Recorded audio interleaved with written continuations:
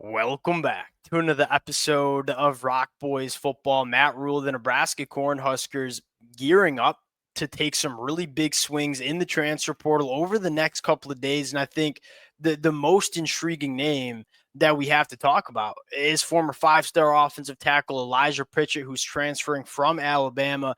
Where you start with Elijah Pritchett, is it just a God don't make many Elijah Pritchett. I remember covering this kid out of high school, 6'6", 320 plus, 34 plus inch arms, a very fluid athlete for the size. You took one look at this kid coming out of high school, and quite frankly, it still stands right now and said, you are meant to play offensive tackle at the highest level. Now, the flip side with Elijah Pritchett is we've seen 3 years from him at Alabama. He started at the right tackle position in the 2024 year. It was not very good. And the Alabama fans would be the first ones to tell you Elijah Pritchett was not a good starting right tackle for Alabama in the 2024 season. So the conversation here is, why is Matt Rhule going after a guy like Elijah Pritchett?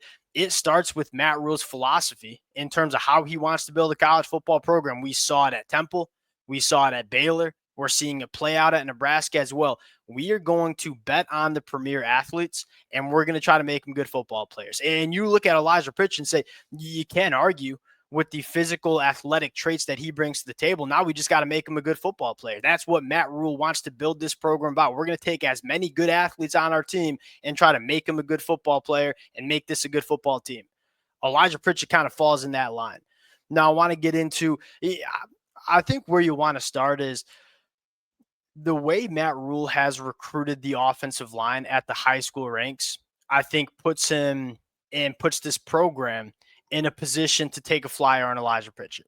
Look, if Nebraska needed a starting tackle in 2025 and they had no potential answers on their roster, Elijah Pritchett would probably not be the guy you want to pursue because he's not a proven commodity. In fact, the what we've seen from Elijah Pritchett in his college football career so far has not been very good. But because you've stockpiled a lot of young offensive line talent over the last couple of classes and you feel decent about your offensive line, I think you're sitting here and saying, hey, he's worth taking a flyer. If it doesn't work out, we got other guys that we trust to play tackle. But if it does work out and it does click and he does put it together, I think you're looking at a bona fide all Big Ten caliber offensive tackle.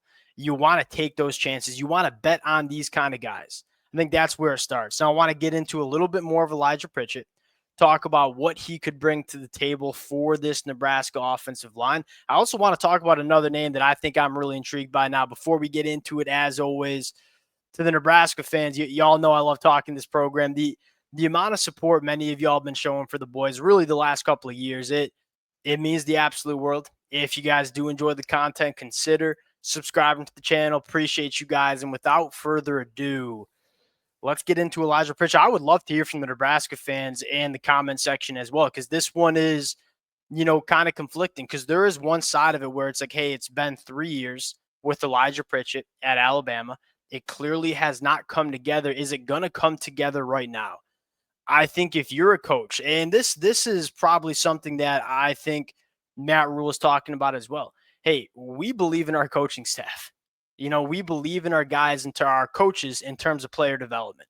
If we are good football coaches, we can take a guy like Elijah Pritchett and make him a good football player. That's probably the conversation that you are talking about within this Nebraska program.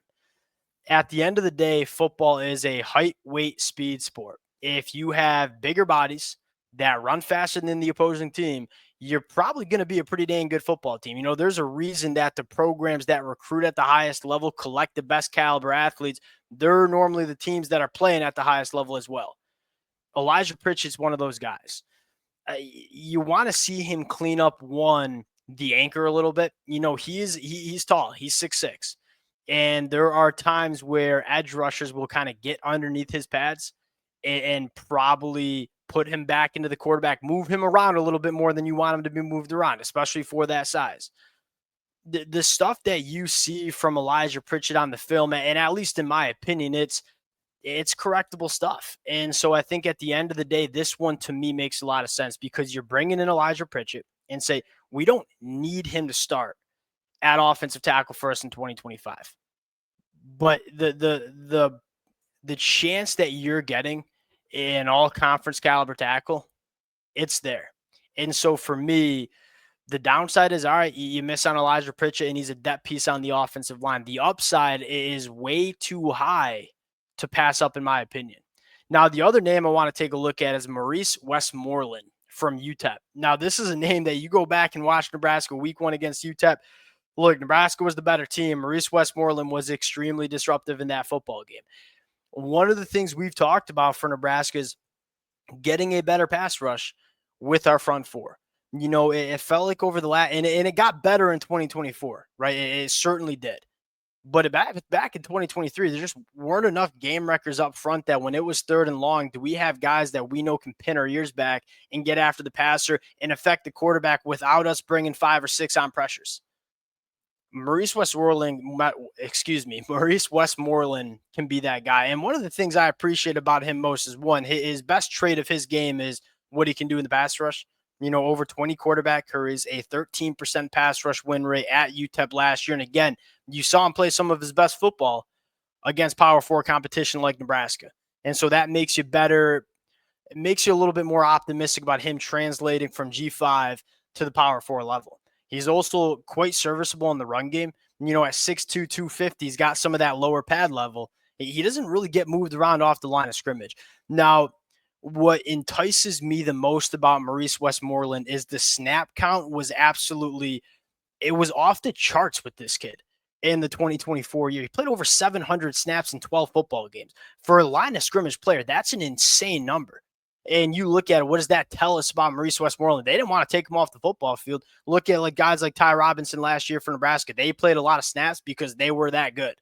Maurice Westmoreland, the 700-plus snaps that he played on defense in 2024, that tells me that UTEP coaching staff's like, hey, we're just not a good football team with this kid off the field. We got to keep him on the field pretty much all day. That's a really good sign as well. Nebraska wants depth. They want difference makers in the front seven, and that's kind of been their focus. You bring in a guy like Williams-Nwaneri, who I absolutely love because we knew he wasn't going to be a year 1 guy. What's he going to look like in year 2 for Nebraska? Nebraska did not have to spend that year. He got that year of development. And so now going into year 2 of Williams-Nwaneri's career, you might see an all-conference type of guy. I think Maurice Westmoreland is just adding another front 7 defender coming off the edge that can really affect the quarterback. And at the end of the day, why are edge rushers getting paid so much, not only in NIL out of the transfer portal, but going to the NFL as well?